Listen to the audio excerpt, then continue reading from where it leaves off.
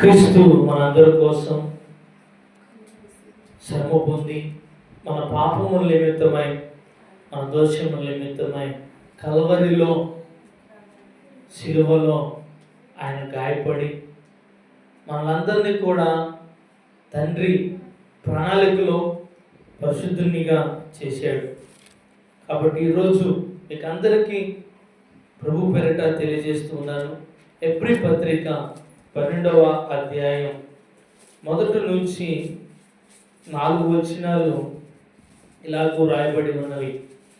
ఇంత గొప్ప సాక్షి సమూహము మేఘము వలె మనలను ఆవరించి ఉన్నందున మనము కూడా ప్రతి భారమును సులువుగా చిక్కులు పెట్టు పాపమును విడిచిపెట్టి విశ్వాసమునకు కర్తయు దానిని కొనసాగించువాడునైన యేసు వైపు చూచుచు మన ఎదుట ఉంచబడిన పందెములో ఓపికతో పరిగెత్తుము.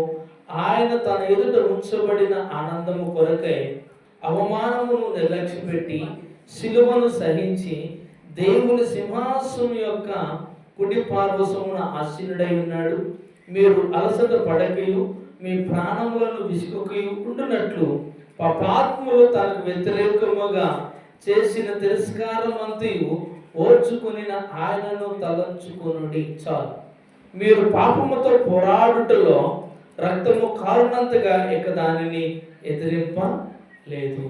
క్రీస్తునందు ప్రియమైన దేవుని యొక్క సంగమ, అపోస్తలుడైనటువంటి పౌలు గారు ఎబ్రీలు సంఘానికి రాస్తూ 12వ అధ్యాయము 1 నుంచి 4 వచనాలు చదవబడినటువంటి రీతిగా బైబిల్ గ్రంథంలో వ్రాయబడి ఉన్నవి. చూడండి, ఆయన అంటూ ఉన్నాడు, మనము కూడా ప్రతి భారమును సులువుగా చిక్కుపెట్టు పాపమును విడిచిపెట్టి విశ్వాసమునకు కర్తయు దానిని కొనసాగించు వాడునైన యేసు వైపు చూచుచు మన ఎదుట ఉంచబడిన పరుగు పందెములో ఓపికతో పరిగెత్తుదుము. ఆయన తన ఎదుట ఉంచబడిన ఆనందం కొరకై అవమానమును నిర్లక్ష్యపెట్టి శిలువను సహించి దేవుని సింహాసనమున కుడి పార్శ్వమున ఆసీనుడై ఉన్నాడు. దేనిని సహించి ఆసీనుడై ఉన్నాడు? శిలువను సహించి ఆయన దేవుని యొక్క కుడి పార్శ్వమున ఆసీనుడై ఉన్నాడు. అందుకే ప్రభువు శిలువను సహించినటువంటి రీతిగా మనకు కూడా, మన సంఘానికి కూడా, ప్రజలందరికీ కూడా ఆయన ఒక నీతిని తెలియజేస్తూ ఉన్నాడు.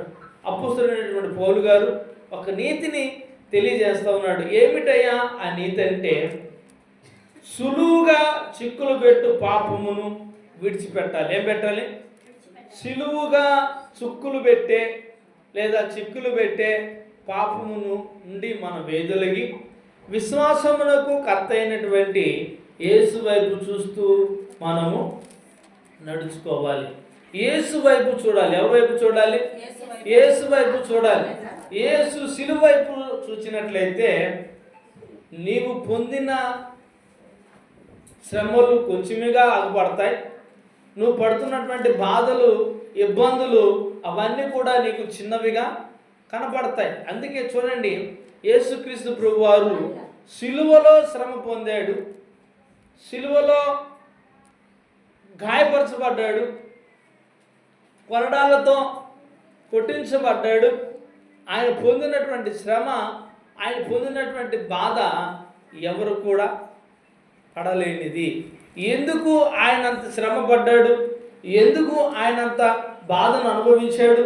ఎందుకు ఆయన అన్ని అవమానాలు పడ్డాడు? ఎందుకు ఆయన ఇంత బాధను అనుభవించవలసి వచ్చిందంటే, నువ్వు శిలువ వైపుకు చూడాలి అని. ప్రతి విషయంలో సులువుగా చిక్కులు పెట్టే పాపము నుండి మనందరము కూడా విడిపించబడాలని. అర్థమవుతుందా? మనందరము కూడా పాపం నుండి వేరు చేయబడాలని. ఈరోజు అందరూ కూడా 40 రోజులు ఉపవాసాలు ప్రార్థనలో ఉంటూ ఉన్నారు, 40 రోజులు ఉపవాస ప్రార్థనలు చేస్తూ ఉన్నారు. కానీ పాపమును విడిచిపెడుతున్నారా అన్నది మనం చూసుకోవాల్సినటువంటి విషయమై ఉన్నది. ఆయన శిలువను జ్ఞాపకం చేసుకుంటూ ఉన్నారు, ఆయన పొందిన దెబ్బలను జ్ఞాపకం చేసుకుంటూ ఉన్నారు, ఆయన పొందినటువంటి శ్రమను జ్ఞాపకం చేసుకుంటూ ఉన్నారు.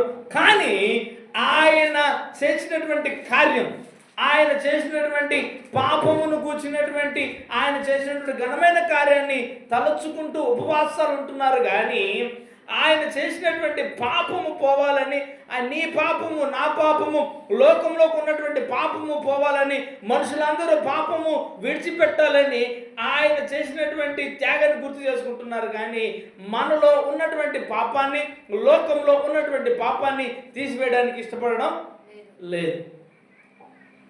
అన్నపానాలు మానుతూ ఉన్నారు, కానీ హృదయంలో దాగి ఉన్నటువంటి పాపాన్ని విడిచిపెడుతున్నావా? సులువుగా చిక్కులు పెట్టే పాపం నుండి నువ్వు దూరం అవుతున్నావా? క్రీస్తునందు ప్రియమైన దేవుని యొక్క సంగమా, నువ్వు చేస్తున్న ఉపవాసం దేవునికి అంగీకారంగా ఉన్నదా? నీ పాపాన్ని విడిచిపెట్టకుండా మనం ఉపవాసం చేస్తే అది దేవునికి అంగీకారమా? మనం చేస్తున్నటువంటి పాపపు క్రియలను విడిచిపెట్టకుండా 40 రోజులు దేవునికి ఉపవాసంగా ఉండడం ఆశీర్వాదకరమా? ఆలోచించండి. దేవుడు అంటున్నాడు, నీ సులువుగా చిక్కులు పెట్టే పాపము నుండి నువ్వు విడిచిపెట్టాలని, పాపము నుండి దూరమైపోవాలని, శాపము నుండి దూరమైపోవాలని ఏ పాపము లేని ఆయనను పాపముగా దేవుడు ఎంచాడు. ఆ పరమ తండ్రి పాపంగా ఎంచాడు. ఒకగానొక దైవ కుమారుడే ఉండి కూడా ఆయన మనందరి కోసం సిలువలో తన ప్రాణం పెట్టడానికి సిద్ధపడ్డాడు. మరి ఈరోజు ఈ దైవ వర్తమానం వింటున్న నీలో సిలువ వైపు చూస్తూ నీ పాపాన్ని విడిచిపెట్టేదానివిగా, విడిచిపెట్టే వారిగా మనం ఉన్నామా? సిలువ వైపును చూడు, నీ పాపాన్ని విడిచిపెట్టు. ఏ పాపము లేదు ఆయనలో, ఏ దోషము లేదు ఆయనలో. మరి సిలువను సహించాడు, సిలువలో ఓర్పును సహించాడు. ఆయన పడుతున్న రోమీయులు సైనికులు పడుతున్నటువంటి ఇబ్బందులను ఆయన సహించాడు, బాధలు అనుభవించాడు, కష్టం అనుభవించాడు. దేనికోసమయ్యా అంటే మనందరము సులువుగా చిక్కులు పెట్టే పాపము నుండి విడిపింపబడాలని. దేని నుండి విడిపింపబడాలని? సులువుగా చిక్కులు పెట్టే పాపము నుండి. మీకు ఒక విషయాన్ని జ్ఞాపకం చేస్తే, ఇక్కడ సులువుగా చిక్కులు పెట్టే పాపం ఎలా ఉంటుందంటే, ఆదాము అవ్వలను మనం జ్ఞాపకం చేసుకుందాం. పండు తినవద్దన్నాడు దేవుడు, పండు తిన్నారు. ఆ మహాఘట సర్పము చెప్పినటువంటి చెడు మాటలు విని లోకంలోనికి ఏం తీసుకొచ్చారు? పాపాన్ని తీసుకువచ్చారు. ఇప్పుడు ఆ పాపం పోవాలంటే దేవాది దేవుడు మరణాన్ని, ఆజ్ఞాతిక్రమమే పాపం వలన వచ్చే జీతము మరణం. ఈ మరణం పోవాలంటే, ఈ లోకంలో మనిషికున్న శాపం పోవాలంటే యేసుక్రీస్తు ప్రభువారు సిలువలో మరణించవలసిన అవసరము ఉన్నది. మరి ఆయన మరణించి తిరిగి లేచాడు, సిలువను సహించి పునరుద్ధానుడయ్యాడు. మరి నేను అంటూ ఉన్న ఆ ఓర్పు, ఆ సహనం నీలో ఉందా? ఆయన సిలువలో చూపించినటువంటి ఓర్పు, ఆయన సిలువలో చూపించినటువంటి సహనం, రక్షణ బాప్తిసం పొందినటువంటి నీలో, క్రీస్తును ఆరాధిస్తున్నటువంటి మనలో ఉందా అని అడుగుతున్నా. ఆరాధిస్తున్నావు, బాప్తిసం తీసుకుంటూ ఉన్నావు, దినదినం ఆరాధిస్తూ ఉన్నావు, ప్రభు బల్లలో పాల్గొంటూ ఉన్నావు, దేవుని సిలువ వైపు చూస్తున్నావు, ఆయన సిలువలు వేసిన దాని గురించి ఏడుస్తున్నావు, ఉపవాసాలు ఉంటున్నావు, ప్రతి సంవత్సరము 40 రోజులు ఉపవాసాలు ఉండి ప్రార్థన చేస్తూ ఉన్నావు. మరి నీలో మార్పు ఉన్నదా? నీలో మారు మనసు ఉందా? క్రీస్తుకు కలిగినటువంటి సహనం, క్రీస్తును చూపించినటువంటి ఓర్పు మనలో ఉన్నదా? క్రీస్తునందు ప్రియమైన దేవుని సంగమా, అపోస్తలుడైన పౌలు గారు అదే చెప్తున్నారు. సిలువ వైపు చూస్తూ నీ జీవితాన్ని కొనసాగించు. శ్రమలు ఓర్పుతో, నిందలు వచ్చినప్పుడు ఓర్పుతో, అవమానాలు వచ్చినప్పుడు ఓర్పుతో, బాధలు వచ్చినప్పుడు ఓర్పుతో, సహనముతో నీ కుటుంబాన్ని నువ్వు చక్కదిద్దుకుంటున్నావా? నీ ఆత్మీయ జీవితాన్ని సరిదిద్దుకుంటున్నావా? నీ ఆత్మీయ జీవితంలో బలపడుతున్నావా? దేవునితో అనుబంధాన్ని ఏర్పరచుకుంటున్నావా? ఇది పరుగు పందెం. నీ జీవితం ఒక పరుగు పందెం. పరుగు పందెంలో ఓపికతో పరిగెత్తితే తప్ప తీరానికి, గమ్యానికి నువ్వు చేరలేవు. యేసుక్రీస్తు ప్రభు వైపు చూడు, ఆయన సిలువ వైపు చూడు. ఎంత ఓపికతో, ఎంతో సహనముతో ఆయన భరించాడు.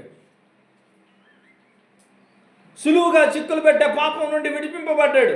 ఉదాహరణకు చెప్తా, ఆయన 40 రోజులు ఉపవాస ప్రార్థన ఉన్నాడు అండి. ఉపవాస ప్రార్థన ఉన్నప్పుడు సాతాను శోధించింది, ఈ లోకాన్ని చూపించింది. సాతాను ఈ లోకాన్ని చూపించి, ఇదిగో ఈ లోకమంతా నువ్వు నాకు నమస్కారం చేస్తే ఈ లోకమంతా నువ్వు అధికారమై ఉంటావు అన్నారు. అన్నదా లేదా? దేవుడు తప్పించబడ్డా లేదా అటువంటి శోధన నుండి? మళ్ళీ ఆయన ఆకలితో అలమటిస్తున్నప్పుడు, ఉపవాసాల నుండి కొంచెం సొలసిపోయినప్పుడు, సమస్యలు పోయినప్పుడు ఈ రాళ్ళను చూపించి, ఇదిగో రొట్టెలు చేసుకొని తిను అన్నది. ఆయన అన్నాడు, రాళ్ళ వలన రొట్టె వలన మనిషి బతకడు, కానీ జీవం దేవుని నుండి వచ్చే మాట వలన, అంటే వాక్యం వలన మనిషి బ్రతుకుతాడు. ఆయన మరల లోకమాత చూపించి కిందికి దూకి దేవదూతలు నిన్ను రక్షిస్తానన్నాడు. ఇటువంటి శోధన దేవుడికి సాతాను గురి చేసినప్పుడు దేవుడిని వైపు చూస్తూ ఆయన తన జీవితాన్ని కొనసాగించాడు, విజయాన్ని సంపాదించాడు. నిన్ను కూడా అదే విజయోత్సవంతో నిన్ను నడిపిస్తున్నాడు. మరి క్రీస్తును ఆరాధిస్తున్న నువ్వు నేను, క్రీస్తులో అనుదినం జ్ఞాపకం చేసుకుంటున్న నువ్వు నేను ఆయన చూపిన మార్గంలో ఎందుకు నడవలేకపోతున్నామంటే మన పాపములను మనం విడిచిపెట్టడం లేదు. ఏదో నటిస్తూ బ్రతుకుతున్నాం లోకంలో. నటనాలయంగా ఉంది ఈ లోకం. లోకం వైపు చూస్తావు, దేవుని వైపు చూస్తావు. లోకం వైపు చూస్తావు, దేవుని వైపు చూస్తావు. నేను అంటూ ఉన్నా, నువ్వు లోకం వైపు చూడవాకు. దేవుడు లోకాన్ని జయించాడు, శోధనను జయించాడు, సాతాను గడు పెడుతున్నటువంటి ప్రతి పాపము నుండి జయాన్ని మనకు అనుగ్రహించాడు. ఇంకా నువ్వు పాపములు మొగ్గుతున్నావంటే నువ్వు దేవుని వైపు చూడడం లేదు. సిలువ వైపు నిజముగా నువ్వు ఆత్మరథనలో నీ పాపను ఒప్పుకొని పశ్చాత్తాపడి సిలువ వైపు గనుక నువ్వు చూడగలిగితే అటువంటి ఓర్పును, అటువంటి సహనాన్ని నీకు దేవుడు అనుగ్రహిస్తాడు. అందుకని అంటున్నాడు, చూడండి పరలామ ఏమంటున్నాడు, చదవండి మా మాట. 2వ వచనం, పాపమును విడిచిపెట్టి విశ్వాసమునకు కర్తయు దానిని కొనసాగించువాడనైన యేసు వైపు చూచుచు నీ ఎదుట ఉంచబడిన పందెంలో ఓపికతో పరిగెత్తుము. ఆయన ఎదుట ఉంచబడిన ఆనందము కొరకై అవమానమును నిర్లక్ష్యపెట్టి శిలువను సహించి దేవుని సింహాసనం యొక్క గుడి పార్వసమున ఆసీనుడై ఉన్నాడు. ఏమన్నాడు? ఎక్కడ ఆసీనుడై ఉన్నాడు? దేవుని యొక్క కుడి పార్వసమున. దేనిని సహించి? శిలువను సహించి. ఆయన సహించాడు కనుకనే మనకు ఒక పాఠం నేర్పుతున్నాడు. ఆయన సహించాడు కనుకనే మనల్ని మాదిరికరంగా ఎవరున్నారు? దేవుడు ఉన్నాడు. ఈరోజు చాలామంది చూడండి, అందరినీ మాదిరికరంగా తీసుకుంటారు. ఆత్మీయ జీవితంలో కొంతమంది దైవ సేవకులు ఒక గొప్ప దైవ సేవకుల్ని మాదిరికరంగా తీసుకుంటారు. కొంతమంది యవనస్తులు కొంతమంది జీవితాలను మాదిరికరంగా తీసుకుంటూ ఉంటారు. కానీ మనందరం కూడా ఆత్మీయ జీవితంలో మనకు మాదిరికరంగా రోల్ మోడల్గా ఉన్న వ్యక్తి ఎవరయ్యా అంటే యేసుక్రీస్తు ప్రభువారు మాత్రమే. ఆయనను మాత్రమే నువ్వు నేను రోల్ మోడల్గా తీసుకోవాలి. ఆయనను మాత్రమే మనం మాదిరికరంగా తీసుకున్నప్పుడు